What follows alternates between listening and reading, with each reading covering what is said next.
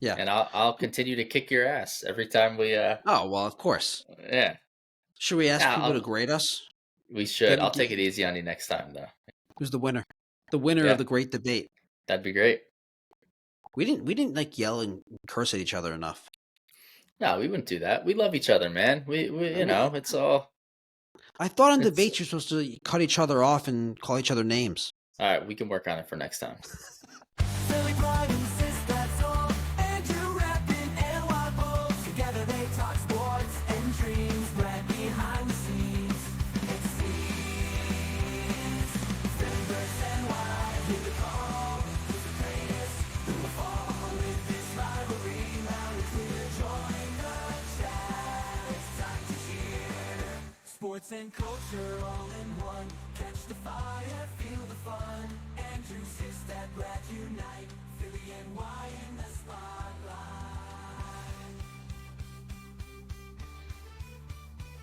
Hey everyone, welcome to episode 30. We have a fun one. I am really, really excited about this episode, man. Are you good? It should be fun. This is Number 30. Wow, that's amazing. it is amazing. Can you change your shirt for me, please? Why?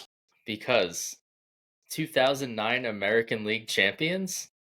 Come on, dude. You want to mock it? Wow. There's nothing to mock. I mean, that the 2009 American League champions went on to beat the 2009 National League champions, which happened to be the Phillies that year. Duh. Yeah. So that's why you're upset about the shirt? Yes. So go change it. Okay. Go Yeah. put your Knicks shirt on. Okay, here's what we're going to do. We have a bunch of topics that Sistad and I have disagreed on and disputed over the years. Some of these are very recent. Some of these go back a few years. And we're going to debate them. And I'm going to roast Sistad. And you're going to think he's an idiot. Okay. Right? Is that accurate? I think that's probably how it's going to go. Yeah. I'm obviously going to present you with lots of facts and data, and you're just going to, fire off at the hip. Exactly. For those of you that are tuning into the pod for the first time, well, thank you. I hope you enjoy the episode. Please comment in the comment section. Just to give you quick background context of the podcast, Fanatics and Analytics, New York, Philly. Sistad is the fanatic, Philadelphia sports fan that bases all of his analysis on his passion. That's love for Philly, hate for other teams, hate for New York. That's how he puts together his thoughts. And the eye test. Don't forget the eye test. And I try to base my analysis on stats and data and information. And since that thinks I go over the top with it sometimes, we're going to debate this as well. All right, so let's get right into it. We're going to start with something that's very time relevant. The Yankees offseason moves and the Yankees current roster. And the reason why we're talking about this is because throughout the offseason, when the Yankees would make a trade, they traded for Bellinger, they signed Goldschmidt, and I would get a text from Sistad saying, "Oh, the Yankees get another MVP. The Yankees get everyone." Is that accurate?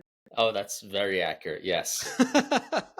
All right. So the Yankees offseason moves roster. You've said many times, I think you've even said on the pod, little comments about how the Yankees have 5 MVPs. Sum up your view on the Yankees offseason and their current roster so then we can debate it. Current view. So I've been saying for a long time, well, as long as we've been on this podcast, that they're obviously one of the best run organizations in all of sports, and their fans do not appreciate them.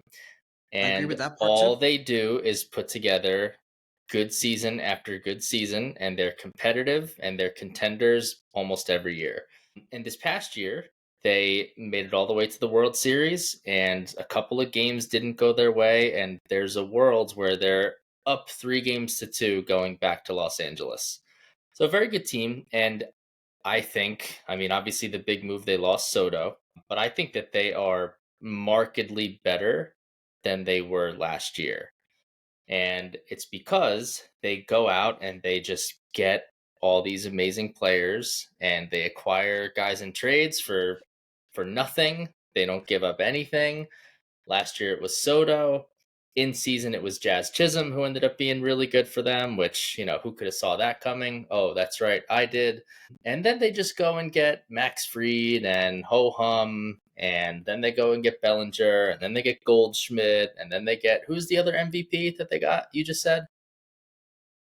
None of those guys are currently MVP caliber There players. was one. There was one more former, or maybe I'm missing someone. Who else did they get? They got Fried. You said they got Belly. You said they got Yep. Goldschmidt. You said. Mm-hmm. Who else did they get? I forget. Am I missing somebody? Maybe not.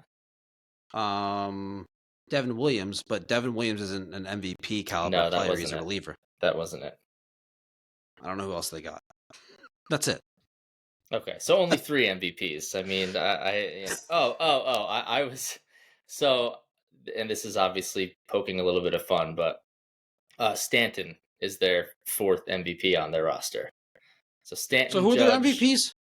Stanton, Judge, Belly, Goldschmidt. Yes.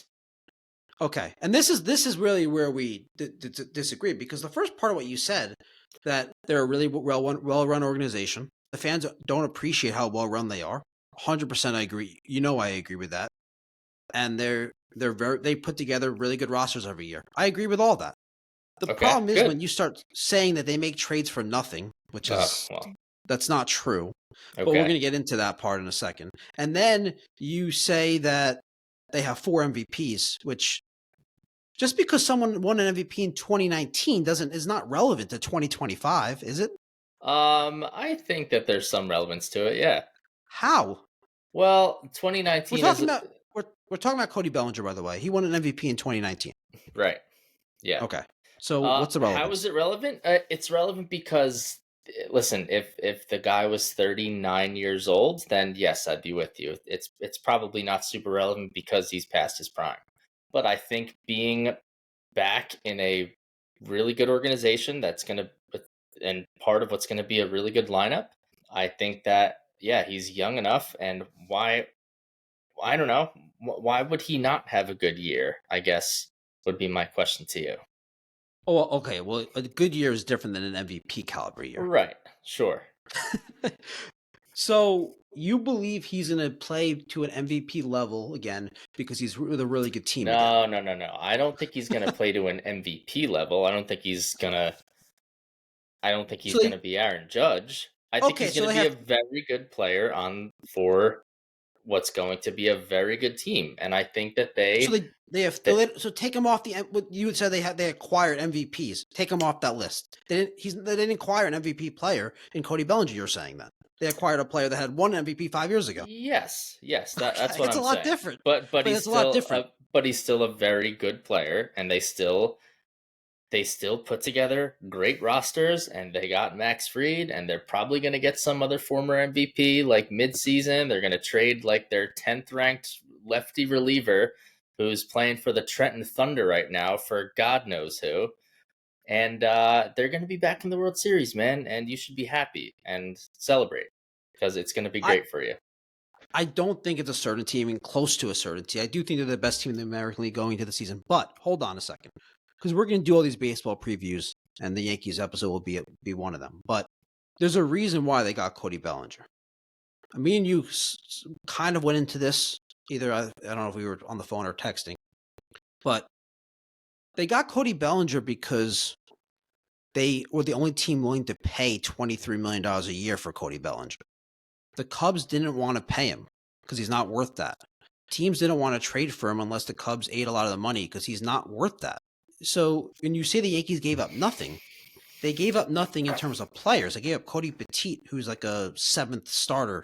He's nothing. I agree. Mm-hmm. But they gave up $23 million against the luxury tax.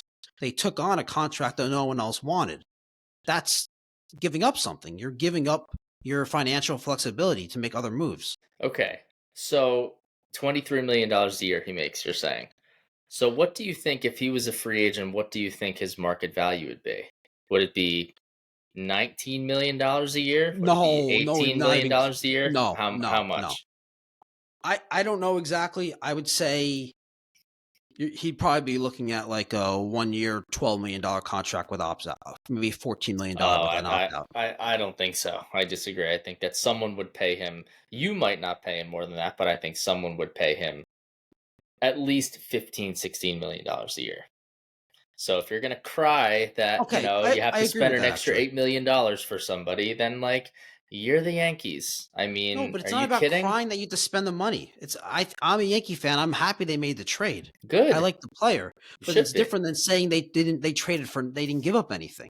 That's They gave the up a distinction player here. who will never play for them, It's not the player. barring major injury, and But the return the Cubs got was the relief of his contract. Getting off the contract is what they wanted. The Cubs got back what they wanted. Do you understand that when you're making a trade, both teams are trying to get what they want? Both teams got what they want. The Yankees got a player that's going to help them, and okay. the Cubs got to get off the contract. So the Cubs wanted nothing. They wanted No, they wanted they wanted the subtraction of money. So they yes, wanted nothing. yes, Right. yeah. That's So not the nothing. Yankees gave That's up valuable. nothing. No, it's not. No, They wanted nothing and they got nothing. So everybody's happy. Everybody wins. Except for but you Yankees keep fans for some reason because they're crying that, I don't know. Yankee fans Because aren't Steinbrenner crying made the about it. move. Do you have anything else on this? I think if we were keeping score, I'm up 1-0. You're up 1-0. They gave up something. They took They on the gave up entire nothing. salary. They gave up a player who will never play for them, and they are overpaying somewhat. Well, he would play. He would pitch here and there for them. But yes, he wouldn't play an important role. Right. But they're overpaying a player for a year who has a player option who could be there for 2 years. And you're the Yankees, and you can afford What does that mean? You can afford it. Yeah, they can afford it. The Dodgers could afford it. The Angels could afford it. I can go down the list of teams that could afford it, but sure. weren't willing to do it. The Phillies could afford it. They don't want to. They're up against a luxury tax threshold, and they don't want to go over for a player like Cody Bellinger. Yeah, but if you can overpay a few $1,000,000 for somebody who's going to help get you back into the World Series, then you do it. Well, And you I don't think cry it's about worth it. it. No, who's crying about it though? You are crying. You have I'm not tears crying rolling about down it. your cheeks. You can be happy about getting the player and also acknowledge that it's a bad contract. He's overpaid for who he is. Okay, he's overpaid. He's not Tobias Harris. Like, he's overpaid. Okay. It's not the worst contract you've ever seen. So He's that's a your little overpaid, standard and for he's got a things. player If action. any contract's fine if it's not as bad as Tobias Harris. Don't worry about it. He's not Tobias. Any contract, listen, you got to pay to play. If you have to Gotta pay. overpay, What does that even mean? if you have to overpay somebody who is going to be a good piece for your team, then you got to do it. That's it. Do you realize that how he's been a slightly above league average player for a couple of years, and before that he was terrible. I do. Terrible. I do. But the Yankees realize do this how with bad he guys. was? The Yankees do this with guys all the time, though, dude. They did What it. do they do? They What do they take do? guys who have been underperforming. They insert them into the lineup and they mash. Give me an example. Let's see. Chisholm, you were down on. Chisholm was great for them last year. Rizzo, I wasn't down. LeMahieu. Wait, whoa. Hold on a second. No. Should I Rizzo? keep going? Yeah. Yeah. So Rizzo was bad and then came to the Yankees and was better? Are you sure about that? Yes. You're sure about that? Yes. Are you sure about that? So if I pull up Anthony Rizzo's stats, they're going to show that he was better with the Yankees than he was previously. That's what you're saying? Yes. You know that's obviously not going to be the case. By the look of your face. All right. Yeah, All right. go ahead. Ready? Yep. He was traded at the deadline in 21. So his first full year with the Yankees was 2022. All right. Do LeMahieu and Chisholm. Well, let me do Rizzo first. Wait, you want to skip over it? In 2022, his first full year with the Yankees, he had a WAR of 2.5. Was that the year that he Rizzo- got concussed, or was that this year? No. That was 23. 22 was actually Rizzo's best year with the Yankees by far. He had previously had WARs of 4.5, 3.6, 3.3, 4.4, 4.8, 5.2, 5.3. And with the Yankees, in his best year with the Yankees, it was 2.2. Then he followed it up with a I'm sorry. Yeah, no, actually, I'm sorry. 2.5 that year with the Yankees. Then he followed it up with a 0.8 WAR and a negative 0.2 WAR. Rizzo was not How better many once he got RBIs to did the he have? Yankees. Yeah, how many RBIs? Yeah, that actually went down. That actually went down too. Oh With the no! Cubs, he had a bunch of 100 RBI plus seasons and never had more than 75 with the Yankees. So Oh, okay, well, injuries. All right. Anyway, better lineup should have do more do RBIs. Had Judge ahead of him. do LeMahieu and Chisholm. Well, Jazz only played with the Yankees for like 30 games, so I don't know how much stock we want to put on like 30 games. Okay. He had a really good stretch with the Yankees when he first came over. His WRC plus with the Yankees was 121 for the season's 110. I don't think WAR is worth it in 30 games. I don't. So he definitely had a good stretch with the Yankees. My point about Jazz, and we used to talk about Jazz, was it wasn't that he's not a good player. It's that he's a league average hitter and a really good base runner. Right. And he was playing a position that he's never played before. Not his fault. Right, but he was really good with the Yankees. Yeah, but he's not an example of someone that was struggling and comes over and matches because he goes to the Yankees. He's a volatile player with an aggressive profile that happens to get hot and cold, and he happened to have a hot stretch with the Yankees after the trade. It's not like he's this guy who's like a AAA player, and then all of a sudden the Yankees turned him into like they're having guys like that, but you just chose the wrong players. All right, DJ LeMahieu. So the thing about DJ LeMahieu, it's hard to because of Colorado. Yeah. No, it's not that. It's the juice balls. The juice balls elevated him from because he's a high contact guy. Mm-hmm. So he would make a lot of contact, and all of a sudden the contact was going over the wall, or the ground balls became singles, the singles became doubles, things like that. Right. So it's hard to judge that. But yeah, he came to the Yankees and had in 2009 his previous best weighted runs created plus season was with Colorado. It was actually 130 in 2016. But for the most part, he's been an under league average hitter, and then he comes to the Yankees and goes 136, 177 with WRC his first two seasons. The 177 was 2020, so I don't know if you count it. But anyway, your examples of your point is that 2 for 3 is pretty good with my example. 2 for 3. I would say 1 for 3, very flawed on the one because the juice balls. But okay. Yep. All right. Did you want to talk about Goldschmidt? Do you still view Goldschmidt? Because you're changing your tune. You were saying that the Yankees are getting MVP players, and now you're saying you're backing off that. Well, that is true. I mean, they acquired 2 former league MVPs. That I wasn't lying when I said that. You're not lying, but you're not being truthful at the same time. I am. You're not providing accurate context. Sure, you're not. I am. I said that they acquired MVP, like former MVPs. You said that they acquired MVPs. MVPs. You didn't say former MVPs. And they did. I didn't say they acquired the reigning MVP. I said they acquired. I think the text I sent you was that they have 4 former MVPs on their team. No, it was they have 4 MVPs. That's it. Oh my gosh. It's a huge distinction. Oh my gosh. It's not a huge distinction. Who cares if someone won an MVP in 2019? It doesn't matter in 2025.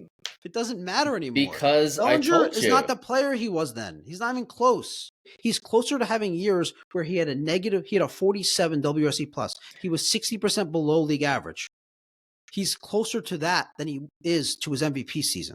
Right. So when you say he's not even close, then okay.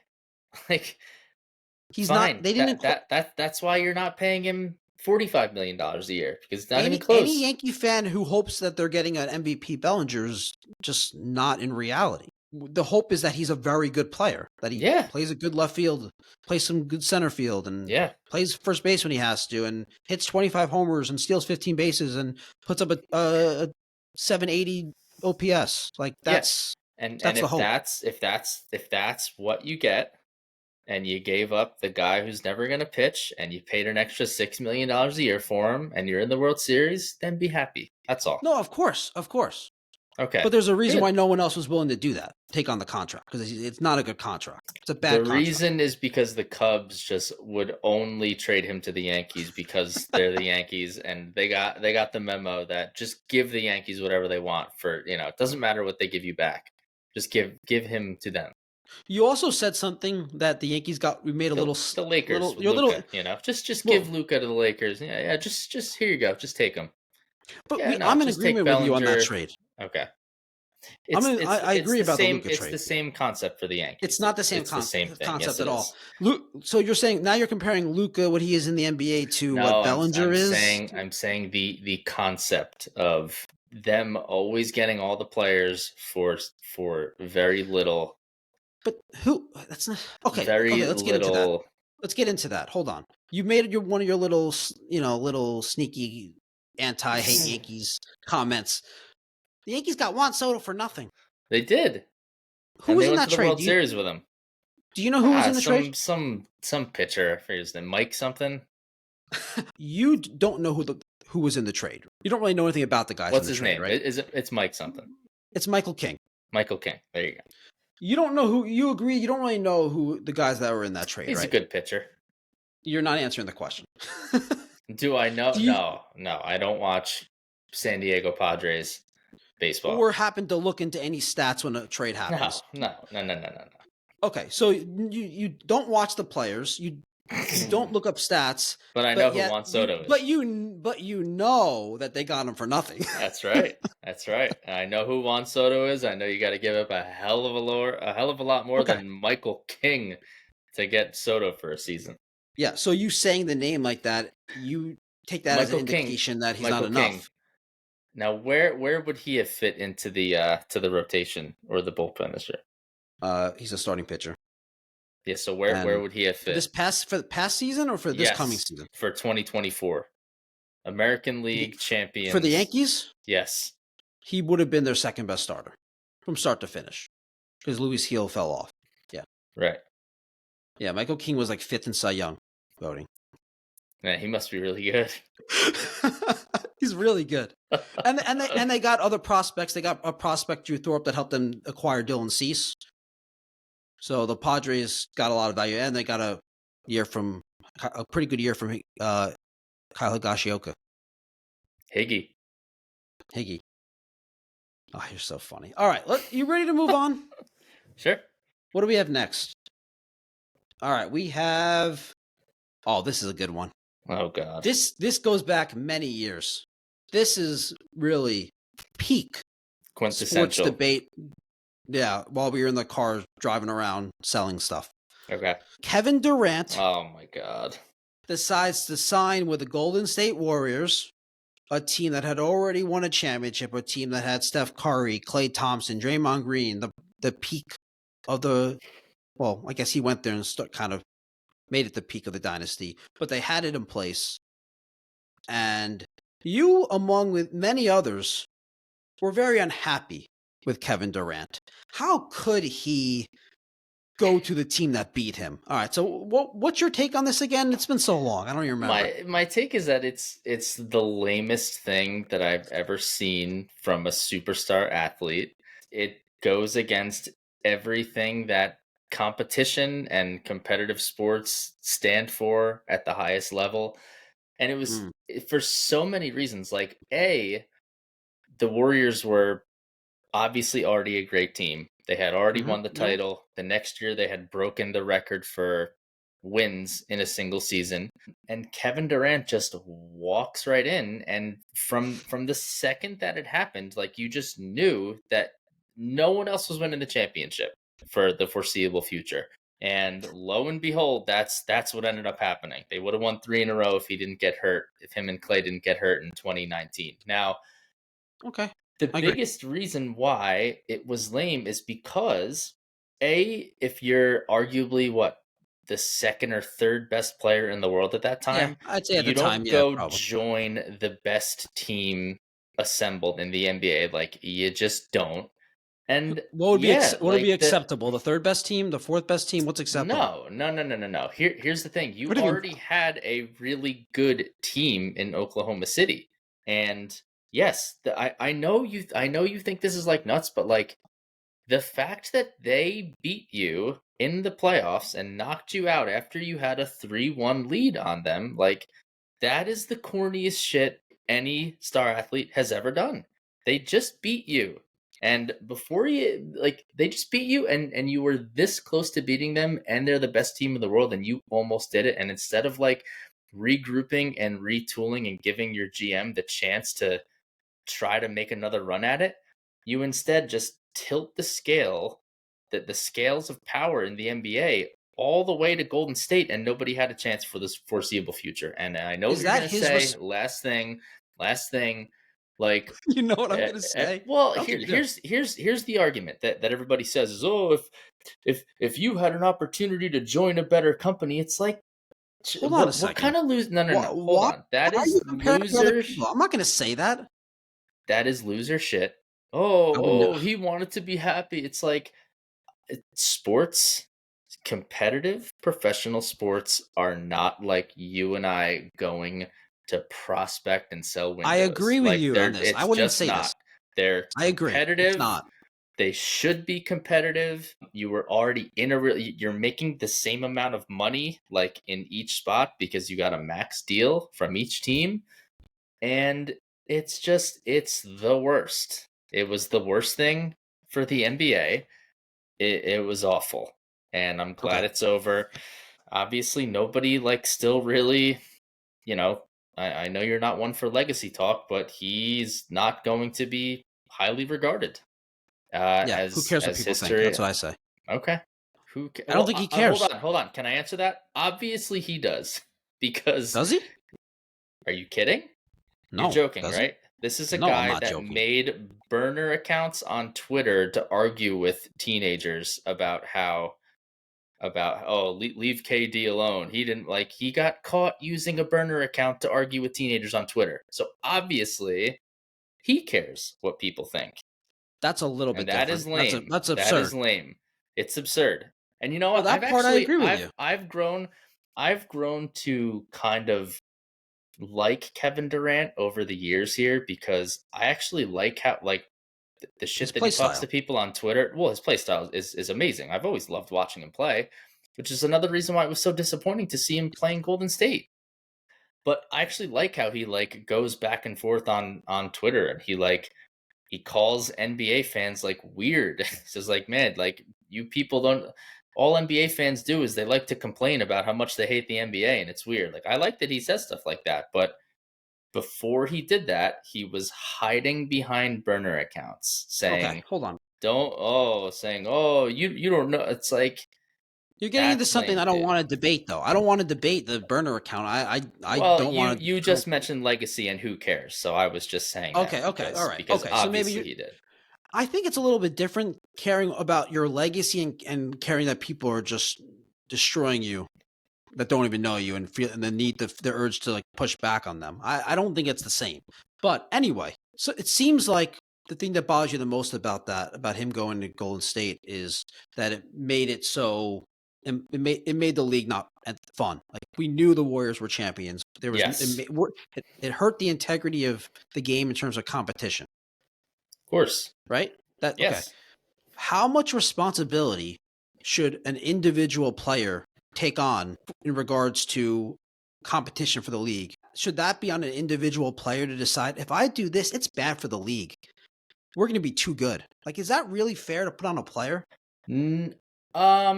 I not necessarily, but then at what point does it stop? What do Like you at mean? what point The does it league has stop? to make it. The league has to change the rules, which they've done Right. recently, Right. to make it stop. It's not on the player. That's the league's fault for allowing it to happen. But the player should have the wherewithal to realize, oh, this is going to be super lame and corny, and we're just going to walk right into the Was championship. it lame for him? He probably had a blast. He probably had a lot of fun. I don't know about that. If he had a lot of fun, he wouldn't be arguing with teenagers on Twitter behind a burner account. I don't know about that. You can have fun and still be like, oh, well, this person's annoying me. This person's saying all this stuff about me. They don't know me. The way he handled it, obviously, I don't. I mean, I'm assuming this was actually confirmed. I don't know. Oh I don't God, pay yeah, attention. yeah. So the way he handled it, then it was bad. But I could separate the two and say he didn't handle that situation Well, well, burner accounts, and still okay, say that but him going to the Warriors is like I'm not mad at him. I'm not saying it was good for the yeah, league. But to be upset with the player, it's not on him. It's on the league. And why not the he- Warriors? Why are you not but holding the Warriors accountable? because the Warriors are trying to assemble the best team that they can. You And should Kevin be Durant's trying. trying to be part of the best team he can. No, Kevin Durant should have stayed with Oklahoma City or gone elsewhere. Like it doesn't like I don't know. When you go to the best team ever that just knocked you out of the playoffs, it's just lame. And I'm not saying that it's necessarily his responsibility to save that from the league, Seems like you kind of are though. well it kind of is. I mean, it kind of is. It's like Why again not the Warriors though? because the It should be on them Warriors. too. Well, hold on, because the Warriors, any team is going to try to build the best team possible. So you But accept that a team doesn't have to care about the league's competition. I do They care not about hold. themselves. Yes. But the player, he needs to care about everything else and what everyone else thinks. Yeah, the Not the player team. should have some like integrity and some competitive. But the team shouldn't. Spirit. The team shouldn't. The team, the front office, the ownership, they shouldn't. Yes. The player should. Correct. Doesn't that seem a little off to you? Like a little inconsistent? No, because at what point? Okay, then why don't all the All-Stars just take a pay cut, go to Golden State, and all have fun and all just dominate the league for the next 5 years? Seriously, why don't they? They can't now because the league Right, put but why didn't they before the second apron? I don't know who else had the option to, but he was the perfect fit for the team. I'm just saying. Player X. Just yeah, but go. there's not many superstars on that level that would be willing to go to a place and not be the face. You say that's lame. I think that's kind of a compliment to him that he prioritized winning over himself. I guess, but here's the thing though. Like we now know that he was just along for the ride. He just made come on, he made them better. He made them better. He was their best player. Any semblance of somebody maybe having a chance to take them down was gone. It would have been way more intriguing to watch, the Thunder and the Warriors and the Cavaliers all battle each other for the next, 3-4 years after the 2016 finals. That would have been a lot more fun than, Golden State's just going to win it every single time. I agree with that part. Good. I think if you hold him accountable for that and you're upset with him for that, you should be upset with the Warriors. That's what I was going to say. No, he was along for the ride because they won before him and they won after him. But he made them better. Of course he made them better. He was the top 3 player in the world at the time. Yeah, of course. Yeah. But you said he was just along for the ride. Team better. Well, he wasn't just along for the ride. If he made them better, he wasn't along for the ride. He made them significantly better. Yeah, but he would make any team better because he's one of the best players of all time. Yeah. He wasn't along for the ride on any team he'd be on. I pray to God he comes to the 76ers. I mean, please save us. Yeah, good luck. Thank you. All right, so 2-0 me. All right. Oh God. All right, this one's funny. This one's hilarious. God. Oh my God. During the NBA trade deadline, the Sixers traded Caleb Martin to Dallas, right? Right. And you had some takes on it, how they got nothing back, even though I went through a player that they got back that's actually having a better season than Caleb Martin. But you mentioned something, and I'm holding you to this because this is just ridiculous. This is if I remember correctly what you said. They traded Caleb Martin. It's like the Knicks trading Josh Hart. Okay. You compared Caleb Martin, his value to the Sixers, to Josh Hart's value to the Knicks. And you actually believe that it's true. You think it's close, right? Yes. And what do you base that on? I said that he was the 76ers version of Josh Hart. Yeah, that's what you said. I specifically said he was not as good, but he also, doesn't play in Tom Thibodeau's 46 minutes a night. Because he's not as valuable to them. Right. If Josh Hart wasn't valuable, he wouldn't play those minutes. The idea of Josh Hart is that he's kind of this Swiss Army knife, super athletic role player who will do anything that you need him to do in order to help the team win, But right? that's not what Caleb Martin is. Yes, it is. He's averages 2 rebounds a game through his career. He is okay. So is he not as good of a rebounder as Josh Hart? No, but no guard is as good That's of a true. rebounder as Josh Hart. So But that's an that's my unfair point. comparison. That's But I'm no, yes, saying they shouldn't be compared. That's exactly. It's an I'm unfair saying that he comparison. was their version. Okay, he's not a good rebounder. I'm saying he is No, but he's an their athletic. version. He's an athletic wing who can shoot a little bit. He can defend. He can drive. He can pass. He can do almost everything on a basketball court at a capable level.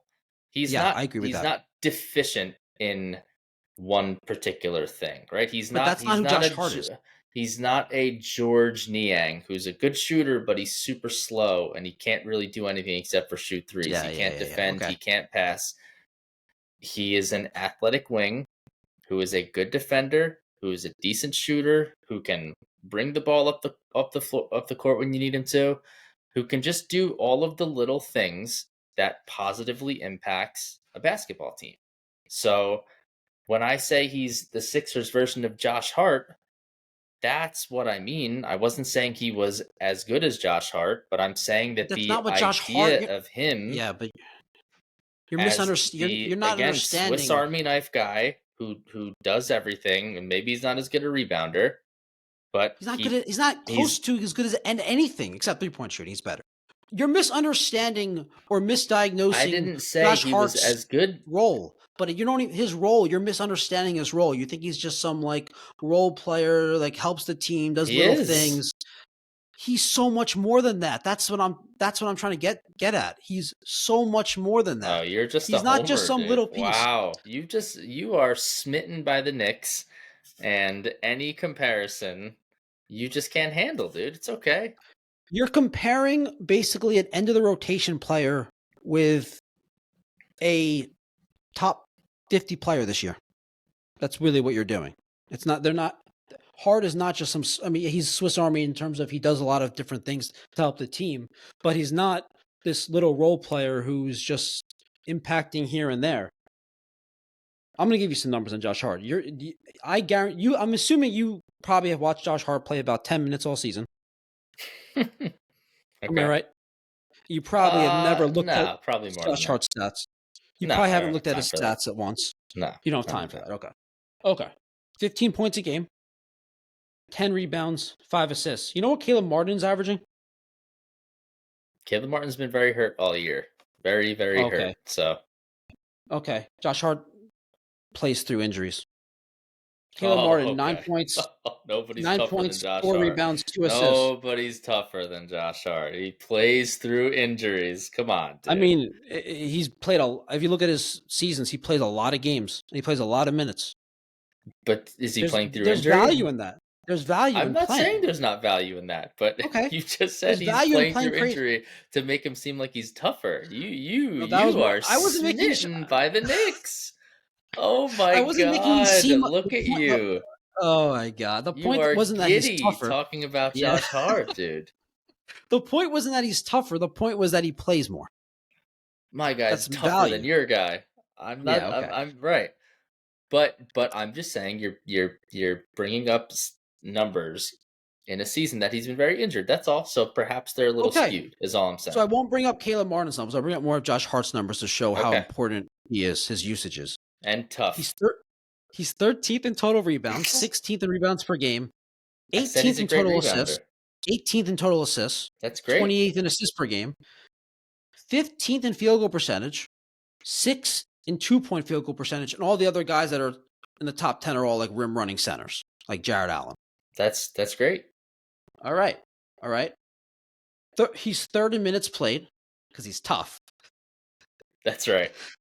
He's 7th in offensive He's win first share. in injuries played through because he's tough. 7th in offensive win shares. Oh, little Swiss Army role player is not 7th in offensive win shares. He's 8th in total win shares. He's 13th in value over replacement player. That's not just some role player, is my point. He's an essential part of the Knicks roster. They're the number 3 seed, Sure. and he's been their third best player. Yeah. He's number 1 in loose balls recovered, total and per game. Okay. Caleb Martin's getting loose balls. I scrolled through the list of 500 and loose balls recovered per game. I didn't see Caleb Martin's name. Top 500. So here's the thing. I made that up, by the way. It was top so 100. what you're saying, and that's all great, and you should be happy, and that's really 19 good. defensive deflections. What I'm saying, his combo with Karl Anthony Towns pick and roll combo, number 1 in efficiency and pick and roll. I'm glad you brought that up, because that was going to be my next point. Is what he also plays as part of a functional basketball team, whereas Caleb Martin does not. But Caleb Martin has never put up anything that's close to these numbers. Never. Nowhere close. 13th in VORP. Never even close. Caleb Martin's not even close to the player that Josh Hart. Caleb Martin's a good role player. Josh Hart's more than just a role player. I'm saying the idea of him, dude, is similar.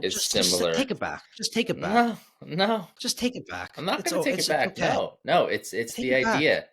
Nope. The idea is like he's like campaign, right? He's like campaign. Yeah. I love no campaign slander on this podcast. He's like Landry Shamet. The land shark. Good one. Missed that guy. Oh, yeah. That guy sucks. All right. 3-0. You took it back. Caleb Martin's never going to be compared to Josh Hart ever again. Okay. This one is something that we've argued about many times. Your argument against him is just so ridiculous. Gosh, here we go. And by the way, this guy is OG Anunoby. Or as I like to call him. You think he's the most overrated player in the NBA, probably, right? I think he's certainly up there. Yeah. Yep. Yeah. So and to be clear, I do not hate Anunoby, and we'll get into it later. Like, there's definitely players that I hate, I root against. I think Anunoby, by all accounts, seems like a cool dude. Seems like he hustles. Seems like he cares. Seems like a fun get into what you think, player to root for if he's on your team. But the idea that he is this monumental, earth-shattering player that's going to take your team from middling to championship contender is preposterous. I mean, my nickname for him is Guy with Long Arms. Because, he's got long arms, and he gets deflections, and he hits corner threes. That's about it. I'm sorry. When I watch him play, he doesn't give you anything offensively. He's not very explosive with the ball. He's good. He's fine. Am I going to trade a bunch for him that people find valuable that I don't really? Am I going to give him a gigantic contract because he has long arms and he hits corner threes? No, I'm not. And don't contradict yourself, Mr. Josh Hart is the toughest guy in the world and he plays a lot of minutes. This guy misses a lot of time. So he misses a lot of time. Yeah. He's not very dynamic offensively. He's a good defender. Great defender. He's fine. He's fine. He's good. He's fine. I like the guy, but I don't know. And I know you're not on Twitter. Basketball culture, NBA Twitter has this weird fixation with players who are pretty good, but if you don't appreciate them, then you are they treat you as if you're an idiot who's never watched a basketball game. And OG Anunoby is the poster child of that. Oh my God, if you don't appreciate his deflections per 36 minutes, you have no idea what you're talking about. It's no, I actually watched quite a bit of him. I watched quite a bit of him when he was on the Raptors. You don't watch. Of course him I do. Let's be real. No, you don't. I watched quite a bit of him when he was on the Raptors. Now you're just obviously watch. You don't watch him. You don't watch the NBA outside the Sixers that much. You watch very little. You definitely don't see enough of him to really have an understanding. You definitely don't look at the advanced metrics to have an understanding. You definitely don't look. You definitely don't. You don't. What do you mean? You're shaking your head. You do? You do? I don't need to know the advanced metrics to know that he can't do a crossover and drive to the basket. Okay. Oh, I'm yeah, gonna. he stands in the corner. Okay, he stands in the Can you corner do me and a shoots favor, good please? threes. Can you do me a favor, please? Can you do it? Can you do a favor for me? Maybe. I don't know. Depends on what it is. Just commit to the favor. It's not a crazy favor. Sure. It's not gonna take much effort, Okay. much time. Okay. I have something I want to say to you. It's philosophical. Okay. I would like for you, the favor I want you to think about what I'm saying. Let it resonate. You don't have to respond right away. You can even respond later on in the episode. That's fine. But just think about what I'm saying. Okay. Ready? I'm ready. One of the worst things a person can do intellectually is draw the conclusion that they know everything they need to know about something and don't need to learn anymore. Okay. Okay. When you watch a player and you draw a conclusion on a player based on a few games or maybe even more than that 4 years ago, you should be open-minded to the idea that, hey, maybe I should look into it more. Maybe things have changed, or maybe my understanding of basketball has developed or evolved. Maybe the game has changed. A lot of things can change. Now, regarding OG Anunoby, you said some things. He's not a dynamic offensive player. I agree. He can create a little bit when he has a good matchup. He's not a dynamic offensive player. He's not a guy that can create for his teammates. His value as a player, though, is there's a lot of ways to affect a basketball game other than just going one-on-one or being a dynamic offensive player. His role with the Knicks don't need him to do that. The Knicks have Jalen Brunson. The Knicks have Cat. The Knicks have Bridges. They have guys that create. They have guys that could score. They don't need OG to do that. The Knicks' best two players are bad at defense. You agree with that, right? Yes. Yeah. So isn't it really important going forward for the Knicks to have a player or the next couple of their best players to be really good defenders? Sure. All right. So his value to the Knicks is much different than his value would be if he was the best player on a random team. He would be terrible as the best player. That doesn't mean he's not a really good player, not a really valuable player. He has to be in the right role. So he shoots threes and he defends. Now, there's one other thing that I think that his impact is clear. So I don't know how much we've ever talked about plus minus in the NBA. I don't believe it's a very good stat. You probably agree. Yeah, I agree. And the reason why is because there's so much context. Who are you on the court with? Who are you on the court against? A lot of times you'll have a team will go to the bench late in the first quarter. They'll bring in 4 bench guys and leave 1 starter in. That starter's clearly going to have a worse plus minus because he's playing with 4 bench players and a little bit in the first half, a little bit in the second half. He's elevating that bench unit, but they're bringing him down. So I would never look at plus minus for a single season. Even if it's like the same team with essentially the same roster for 2-3 seasons, I might not put too much stock in it. But OG's plus minuses throughout his career on different teams with different players, different star players, it's incredible how this guy impacts the games. Plus 291, plus 273, plus 119, plus 138, plus 132, plus 390, plus 274 currently. That is, in 51 games this year, he's plus 274. Last year, he played a total of 50 games. He was plus 390. The Knicks got him, and he went 23 straight games with a plus minus in the positive. There's so much evidence there. You can't just ignore that and say, oh, well, this guy doesn't impact. This guy impacts games more than you can just notice by just watching 10 minutes and see, oh, he doesn't do a crossover. He impacts games. That's pretty obvious. Yeah, his arms are really long, dude. You're right. Okay, that's the other thing, dude. Come on with the arms. This is your analysis. Your analysis on OG Anunoby is this. He's not good. You know how I know he's not good? Because people say he has long arms. So he's not good. People say he has long arms. He can't be a good player. That's not true. That's not true. No. Here's the thing. I agree with a lot of what you said. I think he's a good, fine player. He is not as good as everyone says he is, and more importantly, he is not worth the max contract that he's got. Specifically in this whole stupid second apron, all that. No, he is worth it to the Knicks. He is worth it to the Knicks. And also, Brunson's taking a lot less than he's worth, so they basically just swap the money between them. Brunson should be getting his money. OG should be getting Brunson's money, if anything. I agree with you that I agree that in theory he shouldn't be making $40 million a year, but given what players make and the contracts players get, he is worth it because the Knicks needed him.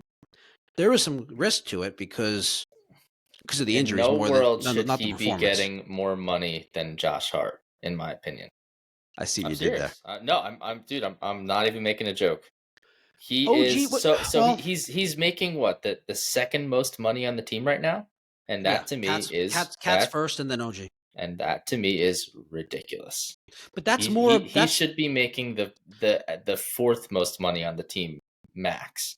But that's more of an indication of where contracts were when they were signed. Josh Hart signed an extension before he elevated his game to this level. Brunson took a team-friendly contract because he wanted to, because he wants to play with Hart and Bridges, and his dad's a coach and he has a great situation. He decided to take less money. If it's based on, would you rather that doesn't have, mean would you rather have Anunoby at $40 million a year or DiVincenzo at $18 million a year? For the Knicks, I'd rather have OG in terms of no. In general, I'd rather have Devo for 18, but that wasn't an option. It's not like you had the option between the what's your point? That's not an option. That's not how this works. You don't just put every player in the NBA and say, select this guy in his contract. That's not how it works. They had OG, they had a chance to re-sign him. And they gave him the max that they were allowed to give him. They could not let those arms out the door, man. Yeah, I mean, they had. If they let him go, they weren't allowed to just go in free agency and spend $40 million in free agency. So it doesn't work that way. I know. So your argument is based on something that's not realistic. $40 million. What's his wingspan? So how many million does he get per foot? That's pretty good. Good for him. Oh my God! God bless him. The long arms helps him become a great defender, an elite defender. Yes.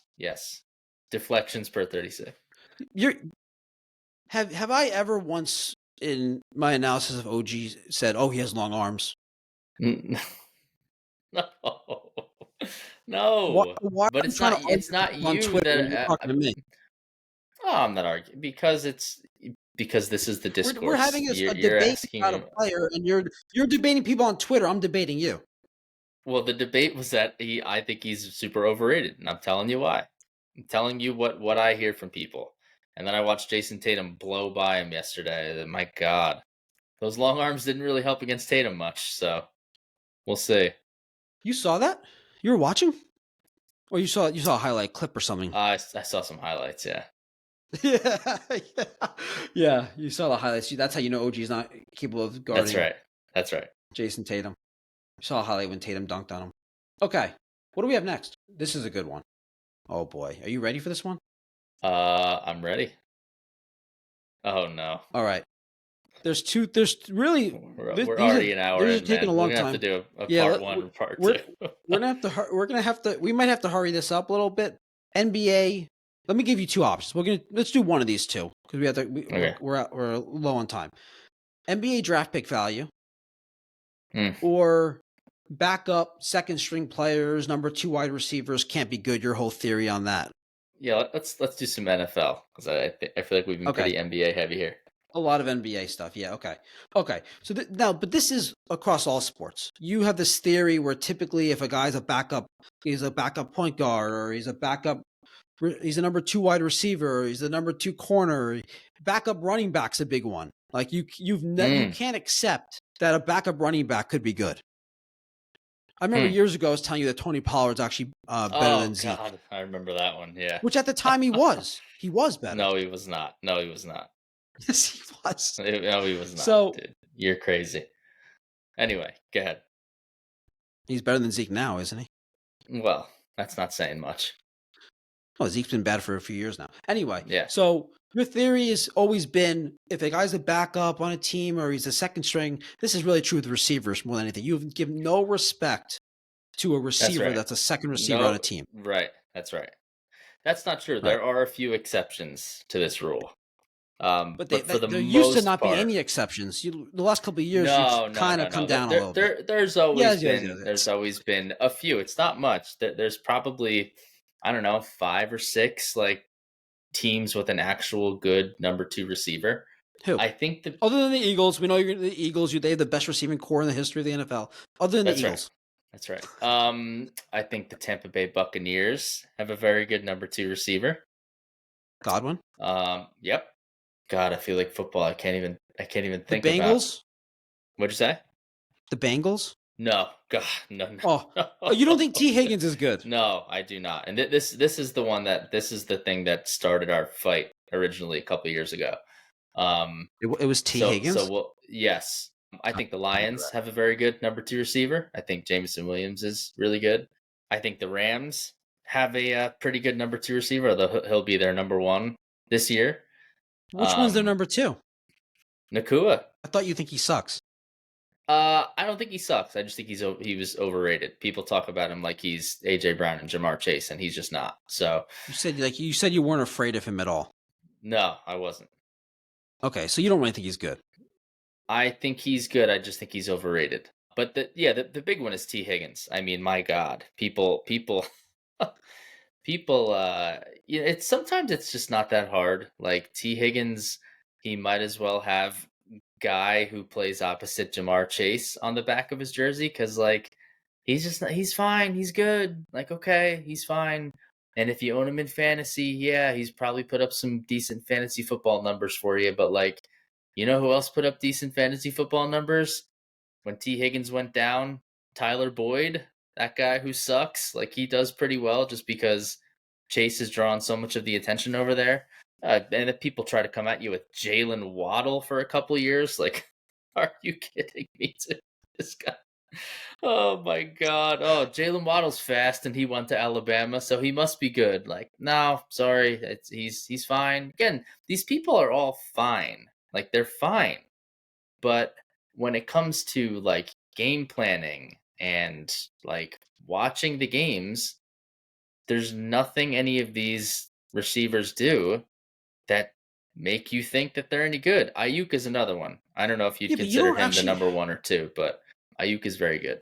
My thing about this has never been specific players. I think you're wrong about some of these guys, but I think T Higgins is really good. He'd be a number 1 receiver on almost every team in the league. I No think way. Waddle will be a number 1 receiver on probably a third of the teams. Oh, no. Come on, dude. But my thing about this has always been about the concept. And it seems like you've eased up on this concept. You were not naming, you used to say there was like one good number 2 receiver. You've eased up on this now. Well, there's concept. There's the receivers are really good now. So I feel like that there's a lot more good receivers in general in the NFL than there was. This is actually 5-6 less of years a ago. debate for us. This is less of a debate for us now because I was the concept that I disagreed with. Like you won't respect a backup player. It's different for number 2 receiver because they're starters, but a backup player you won't respect. You just like, no, they're not good. They're backup. And you just aren't even open-minded to the concept of, just because they're the backup doesn't mean they're not really good. Maybe the guy they're starting is really good, or maybe the team's starting the wrong guy, which is the case very often. So I'm trying to think of another example besides Pollard. I mean, I don't really know. This Jalen Warren, Steelers. Was that the running back? I mean, he must suck if he's the backup running back. Yeah. You don't know who he is. I mean, he's the backup running back. Yeah. See, you think that you not knowing much about him is an indication that he's not good. That's right. But really, it's an indication of you not knowing, not being informed. I think if he was good, I would know about him. You know what I mean? Exactly. That's it. And what did I say before about drawing conclusions and think you don't need to learn more? Listen, I don't have as much time, dude. I don't have the time that I used to have. This isn't a new thing me, with you. Dude. This used to be. Yes, it is. Yeah. You know me, dude. I used to be all up. Yes, I used to be in 3 fantasy leagues and perusing up and down roster depth charts and so on and so forth. So I don't have the time anymore. So, and you'll have time. Find out. You'll find out soon enough too. No, because we all make time for the things we want to make time for. Yes, and I don't know if Steelers running back depth That's chart fine. is things that That's fine. I want to base I don't on. I don't have an issue with no. You shouldn't if you don't care about that. You shouldn't take the time to learn. But you shouldn't form an analysis, understanding that you don't know. Like a lot of these takes should be, well, maybe I'm wrong because I really don't know. I don't have the time to know. No way. All right. So Well, maybe I'm wrong, but Mike Tomlin's not wrong, man. He knows what he sees at practice. Guy's a winner. okay. He's a good coach. Okay. I'll give you 2 more options. Choose one of them. Okay. Hatred for other fans or fan bases, or hatred for players. Which one should we discuss? I don't know. You pick. I picked the last one. See, that's a tough one. They kind of go together. Let's do it. Hatred for fans and fan bases. Okay. Because you hate New York fans. Giants, Yes. you call them the Big Four. Giants, Yankees, Rangers, Knicks. Yes. Hate these fans. Yes. I don't hate Rangers fans. I think they're knowledgeable. They seem to know what they're talking about. Okay, fine. That's true. I think hockey fans in general, it's more of a niche. Like you get more committed fans. Yes, for sure. But you hate Giants, Yankees fans the most. Yes. And Knicks, and you don't like Knicks fans are third. You hate them the third most, you think? Probably. I think that the Knicks fans are similar to the Rangers to where it's pretty niche. Like if you're an actual Knicks fan, then you probably know a good deal about I don't know the about that. sport, about the NBA. Knicks games are filled with people that aren't real fans. Like that aren't really. They seem to be. They just seem to be a little annoying and cocky. But here's the thing: it's all timing, right? So like, I hate the Yankees because for a number of reasons. One, all of this stuff is just because of my proximity to New York and being surrounded by New York fans. For a lot of my life, not my entire life, which is why I hate them so much, as we've discussed. But yeah, it's proximity, it's timing, it's Yankees fans just never being happy or grateful and saying things like this is New York and this is the Bronx as if like that's like a legitimate reason to be upset. And the Giant, I mean, we've talked about it ad nauseum, but yeah, I hate I think the 2 worst things you can be as a fan are like bandwagon and dumb. And I feel as though the people around me, and again, this is during my formative years, so I've said it before, I'll say it again. There was where I grew up in Toms River, New Jersey. You could not find a Giants fan from when I was born until I was 17 years old. And what happened when I was 17 years old? Well, the Giants went on and they won the Super Bowl against the Patriots. Dude, this is how, do you want to know something crazy? I don't think I ever told you this. This is how much I didn't care about the Giants at all. I rooted for the Giants in that first Super Bowl against the Patriots. Oh, really? I didn't know that. Yes, because I didn't give a damn about the Giants at that time, dude. There was no fans around. I thought it was a cool story. I thought it was like awesome that this little tiny wild card team, little engine that could, went up against the big bad undefeated Patriots. Like I thought that was awesome, man. I thought like what a cool... And you don't root against greatness, so that's why you're rooting for the Giants too. Exactly. So like, yeah, even back then, like as a friggin' teenager, like I knew not to root for greatness. God, we don't have to get into that conversation again, but we will. That's how much of a non-factor the Giants were when I was 17. So fast forward, again, I'm 17 now. Now there's Giants fans everywhere. So I went from not knowing 3 Giants fans to now I'm surrounded by them and they're all over the place and they're dumb. So what were they fans of before that? I don't know. Not football, I guess. Are you sure they just didn't wear the attire? I'm fairly sure because even now, and this is a result of, again, over the years, lots of people from North Jersey and New York have migrated down south. So yes, yeah, of course. Now, although the Giants have been horrible for how many years, like you still see mostly Giants gear around where I'm at. And it was never like that when I was a kid, like ever. So give them credit. They're still fans. Well, I guess But now, but again, it's all timing. So this was happening during my formative years, and then Yes. I What grew up happens for now doesn't matter anymore. Your hate's already built up. exactly, So now you can't do exactly. anything to get rid of that hate. You can't like Yes, evolve as a person. exactly, exactly. So that's why. So it's bandwagon hopping for one. Like that was why I started to hate them. And then just over the years, they've just shown their stupidity. And look, obviously it's not every fan and every fan base has morons in their fan base, but like I just happen to be surrounded by it. I happen to be close in proximity to the stadium, to the other city, and I just yeah, the conversations that I've had with people over the years, like I don't remember ever having like a intelligent sports conversation with a Giants fan. And here's the quintessential difference I think between me and them is I might be ridiculous and emotional and unhinged, but I skew in the very negative, pessimistic view, as we all know. You do, but I don't With know if that's better Giants fans, so well, I'm just saying why I hate them so much because it's because it's the polar opposite of what opposite of you me. do. Yeah, yeah, yeah, Yes. yeah. It makes sense. So a Giants fan is, they might be emotional, but they skew in the absolute Yeah, positive but in but every I don't. conversation that I've ever had with them. This is a fan base that was telling me a year and a half ago that Daniel Jones was really good and that he was worth the $160 million guaranteed contract that he got. Like, oh no, Uh, he's uh, actually really good. Oh no, like he's good. No, uh, trust me, he's good. It's like, okay, I, a lot of well, Giants fans were saying that they were. I I agree. know, but this is the thing. Tiki Like, Barber said that. He said that Daniel Jones is well, a top 10 quarterback. there you go. But like, did you watch him at all? Honestly, did you watch him? They Yes. did. Okay. And that's the conclusion that you came up with. Like, I don't know They're very biased. when Nick Foles came onto the scene in 2013, Chip Kelly's first year as head coach, he was really good. He broke the record at the time. Tom Brady has since broken it, but he broke the record for touchdown to interception ratio that year. 27 touchdowns, 2 interceptions all year.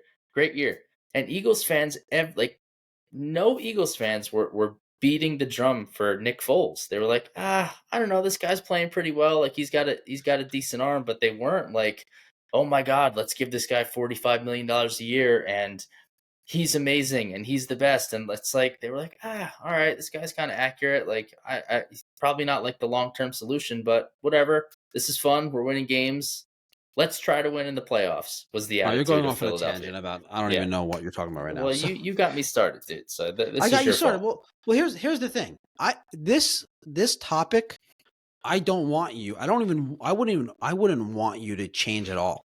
I Thank you. think you're welcome. I think sports fans that have a passion and dislike their rival team sports fans, as long as they're not going overboard, but you don't go overboard. You're not going to hurt anyone. I know you No, never of do that. course not. Yeah. So I think that's a good thing. I think it's a good thing for sports. I think it's a good thing for sports fans. I think it's a good thing for the whole industry. I think there is no sports isn't what it is in our society without fans caring a lot. So I wouldn't want you to be any different. I just can't do that. Everything that you're saying in my mind, I'm like, well, yeah, he's making this generalization that Giants fans are all dumb. It's really just the ones he happens to have talked to that he thinks are dumb, though. It's not, there's, I don't know, hundreds of thousands of Giants fans. They're not all dumb, obviously. And there's a lot of Eagles fans, and they're not all smart. Of course. I'm sure there were a bunch that wanted Nick Foles to be signed to a long-term deal. Sure. Of course. Yes. Yeah. And I hear you saying, oh, these are all generalizations based on your interactions, which is fine. You have this hate based on your interactions. Would you agree, though, that that's what it is? It's based on your interactions, not based on reality. Or are you so Yeah, convinced that your I mean, interactions stand for reality, like for everyone? no, not for everyone, but I do think that there's a large sense of the fan base that acts that way and that thinks that way. And I've had so I feel like when you talk to a real fan of something, of a team, you can kind of tell if they get it or not. If you talk to an Eagles fan, you Oh, I can agree. kind of tell if they get it. If you talk to a Jets fan, you can tell that they get it, like that they're miserable and that they know their team sucks But and that they've been yeah, miserable sure. for a long time. I was gonna say, can And you you tell? But just yeah, you you can tell with don't me. Yeah, for sure. no, and you're not alone, man. Like every Jets fan you talk to, and you know who else is getting like this lately? I know a lot of Cowboys fans, and they like every single one of them feels the exact same way. Well, So that's a little more like Yankees though, because they've had a lot of success. That's more. That's a lot. for That's it. That's much more comparable to Yankees fans being upset and underappreciative of the Yankees are, because the Cowboys have had a lot of mm, success. They've had 12 maybe, win but teams, a lot of they playoff also teams. haven't. Yeah, but they also haven't made it past the second round of the playoffs in 30 years. So they're extremely frustrated. And again, every single fan you talk to is the same. So I know it's kind of anecdotal, but I think if you talk to enough fans, you can get a general feel for what a fan base is thinking and feeling. And Hmm. most Giants and Yankees and Knicks fans are all, again, there's great fan. I'm sure there's great, the general feel and sense of the fan base that I get from the Giants. This year was a little bit different because they were just like so bad that there was, basically from week 2, there was pretty much no hope.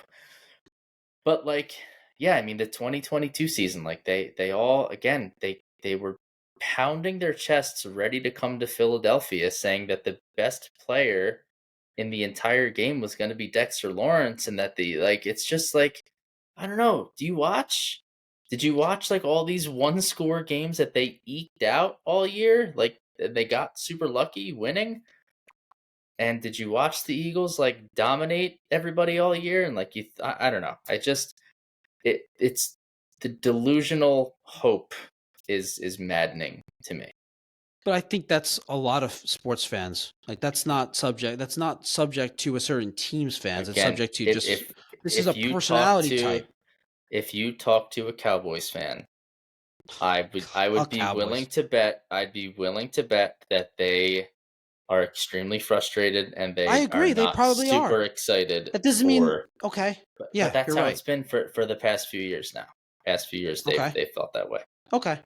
Moving on. Subscriber questions. What was the final score? I I think you might have got think one in there, so we'll which give one? you Which one. one do you want to give me? Which I one do you want to give me? I'll give you the Josh Hart one. Yeah, too bad we didn't have time for my Christian McCaffrey take, dude. But we can keep going. We can get to the questions. Oh, I forgot about how your Yeah, CMC take. Okay. Well, yeah, he's that I think I've said this before in the pod.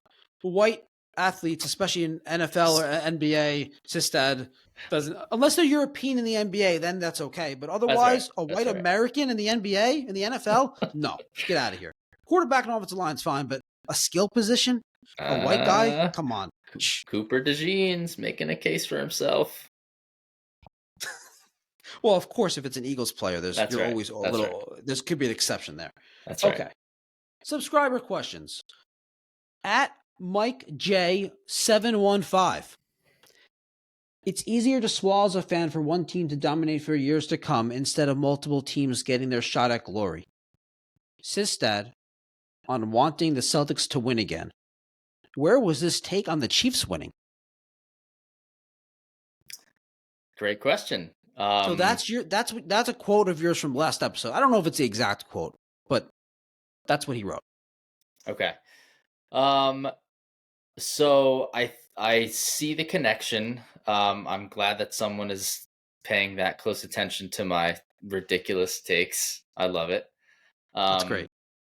It is great. I think the main difference is, one, the Celtics, although I hate them and I'm sick of them, and Andrew will tell you that one of my first takes from 10 years ago was that the Celtics were like the greatest team ever, and I wasn't wrong. I was just early It took them on a that while. take. It took them a while. Yes. I don't think people are quite as sick of Boston as they are of Kansas City. Kansas City has been to 5 Super Bowls now. They've won 3 of them. They're in the AFC Championship game 7 years in a row. So that's just like extremely annoying. Whereas Boston, they won 1 title and they lost a title. So they haven't really had that. They haven't won multiple championships They're not yet. a dynasty. Yeah. Right, exactly. I don't think you can call them a dynasty yet. The other thing is that I hate both teams. That's Like the well. That's I the real. hate this. Yeah, that's the biggest reason is that I hate the Celtics and I hate the Knicks. So like if the Kansas City Chiefs were just a, I never hated the Kansas City Chiefs before they became this dynasty. Like they were the Chiefs. They were fine. I played them once every 4 years. They didn't bother anyone. They were fine. Alex Smith? Nobody hates Alex Smith. I hate them both, so I'd rather see only one team that I hate win rather than two teams that I hate win. I guess is the simplest way to put it. Yeah. Okay. All right. Second subscriber question and last subscriber question. At Harris_H1997. I have no respect for a fan who disrespects his teams after a bad game and then celebrates them when they win. Show some loyalty. How do you put up with him, Andrew? So that question's directed to you, man. So how about it? I How do you put I up with me? I enjoy it thoroughly. It's terrific. Okay. we Good. Again, this wouldn't be a podcast if you weren't the way you are, and I wasn't the way I am. All right. So a couple things on that. I would say I am what's the word?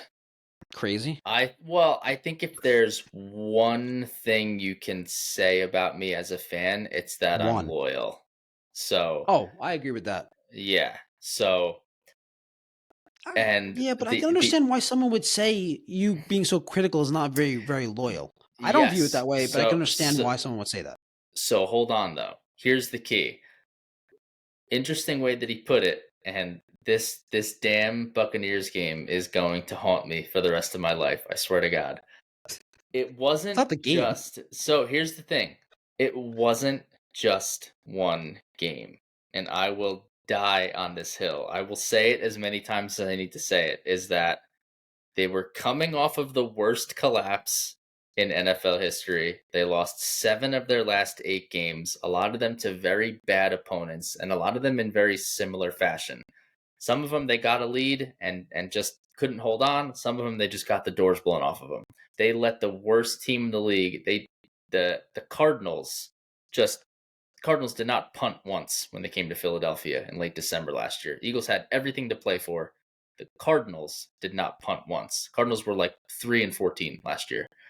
Yeah, it was a culmination of everything that was happening last year, and then went into this year. Then they get off to the bad start that they get off to, and like here, and it's so funny because hindsight, we can look back and say, oh yeah, they had no AJ Brown, they had no Devontae Smith, they had no Lane Johnson, they looked like shit. Like that would be an easy explanation for it. But like, here's the thing: I did not expect them to win that game, but like I expected them to look like they were playing the same sport as the Buccaneers, right? Like the Buccaneers, that game was so bad. That game was like the Super Bowl, and like the Buccaneers were the Eagles, and in that game the Eagles were the Chiefs, where they just got the doors blown off Oh, of I see what them you're saying. Okay. from the jump. Yes, like just Interesting. total domination.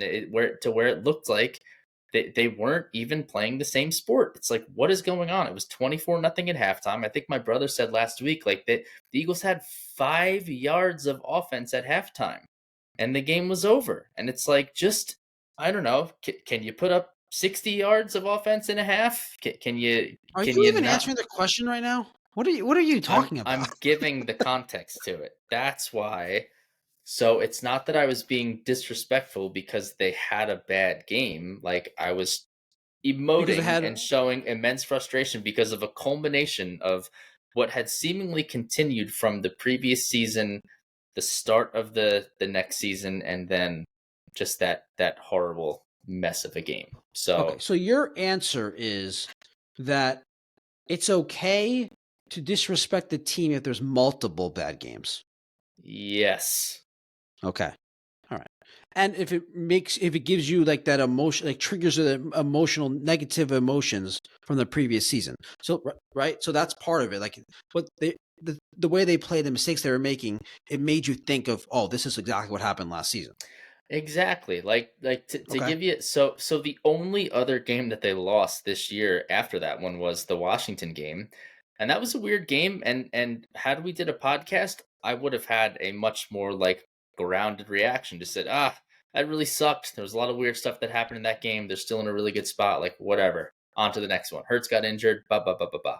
But yeah, it was all of the factors combined that led to the infamous Tampa Bay Buccaneers rant Okay. on September 30th. I have a quick question about this for you, and then we're going to wrap up. Sure. The Yankees in the World Series, right, in Game 5, they made a bunch of errors in that terrible inning, right?